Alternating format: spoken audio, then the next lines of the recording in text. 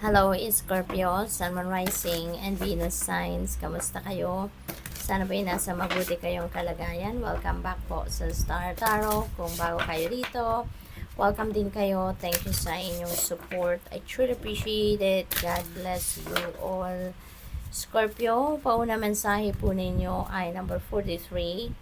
Overflow, overwhelm, and plenty. Ayan, so this could be overflowing of blessings na paparating sa inyo, Scorpio. Hindi ba? Number 43 becomes number 7, di ba? And that is good luck, no? Swerte yan. Kaya maaaring overflowing of, ano din ito, swerte na paparating sa inyo. And it might overwhelm you kasi this is a time of plenty and bounty. So, kailangang handa kayo, no? Physically, mentally, emotionally, fit and ready kayo para sa pag-handle ng sitwasyon na ito. Kaya dapat replenished na kayo, dapat ano na kayo, grounded na kayo, yung ganun ba, para pagdating ng opportunity na to, you can manage this, no, successfully and efficiently. We have number 56, the wall, obstacles. Merong mga obstacles siguro na kinakaharap ang iba sa inyo dito, Scorpio. But pasasaan ba at malalagpasan mo yan, ano? It's surrounded with darkness, pero look at that, merong sumisilip na liwanag.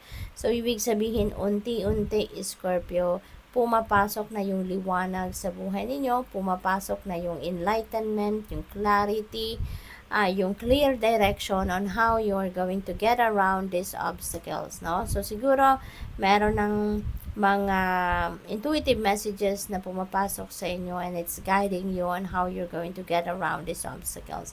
Paano ninyo ito malalagpasan? Paano, ano ang gagawin ninyo para makaalis kayo sa dark circumstances na to at makuha ninyo ang solusyon dito sa mga problema. Okay?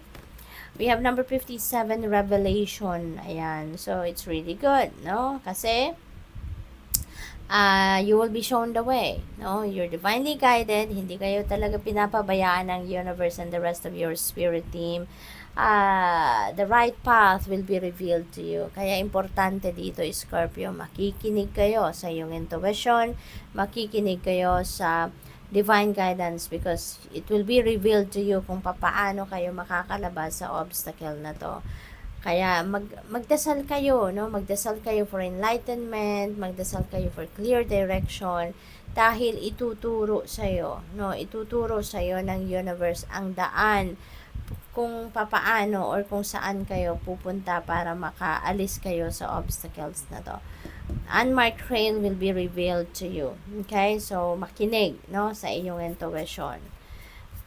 Transmuting pain, napakaganda rin ito kasi pagdating naman doon sa mga sama ng loob ninyo, kung meron pa kayo mga hinaharbor na sakit, no, sa loob ninyo from your past relationships or kung ano man ang sitwasyon na nagdulot ng sama ng loob sa inyo, sa ngayon, ano, nagbubukas na rin kayo ng pinto, no, sa buhay ninyo for forgiveness, for acceptance, kaya you'll be able to transmute that pain into love, into forgiveness, into acceptance, diba? And to hope. So, napakaganda, no?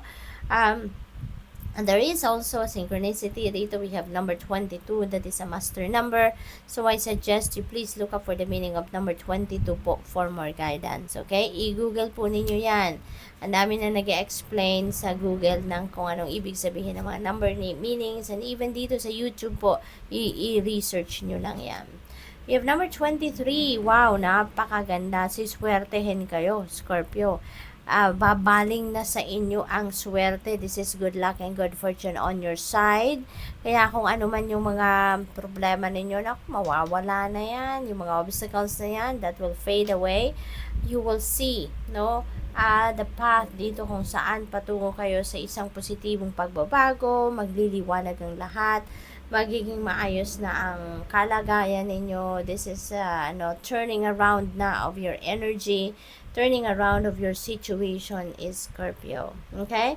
Mababago na ang swerte ninyo. Mawawala na yung bad luck at papasok ang good luck because right timing has come. This is divine timing na. Aayusin na ng universe ang inyong sitwasyon. tutulungan na kayo na ah, tutulungan kayo ng universe dito na mabaliktad na ang inyong sitwasyon from difficulty to success, no? From difficulty to magandang buhay, no? So, magiging maayos na ang lahat. Siswertehin na kayo sa ngayon sa iba't ibang parte ng buhay ninyo. We have number 53, curiosity. You're up for challenge dito, Scorpio. Meron ditong gusto kayong madiskubre, matutunan, malaman. Kaya, parang focused kayo on pag-aaral, research, mga ganon. Gaining more knowledge, yung ganon. Kasi parang meron kayong mission sa ngayon, no? Na gusto ninyong matugunan at kailangan ninyong pag-aralan. Kailangan ninyong madiskubre on your own, no? Parang ito yung mission ninyo. What else? We have number 20, Feast of Plenty. This is a time for plenty and bounty. Maraming opportunities ang dadating sa inyo at kailangan ninyong pag-isipan itong mabuti. Because before you jump into that decision, kung ano yung pipiliin ninyong opportunity, dapat napag-isipan na ninyong mabuti. Because you should be ready, diba? Lahat ng gagawin natin may consequence. Kaya kailangan pag-isipan mabuti. Tune into your intuition. Allow your intuition to be your guide para mapunta kayo sa tamang daan. Okay? What else? We have number 10, diving into a task. Ayan, ito na, hindi na kayo ngayon magpapatumpik-tumpik pa, no?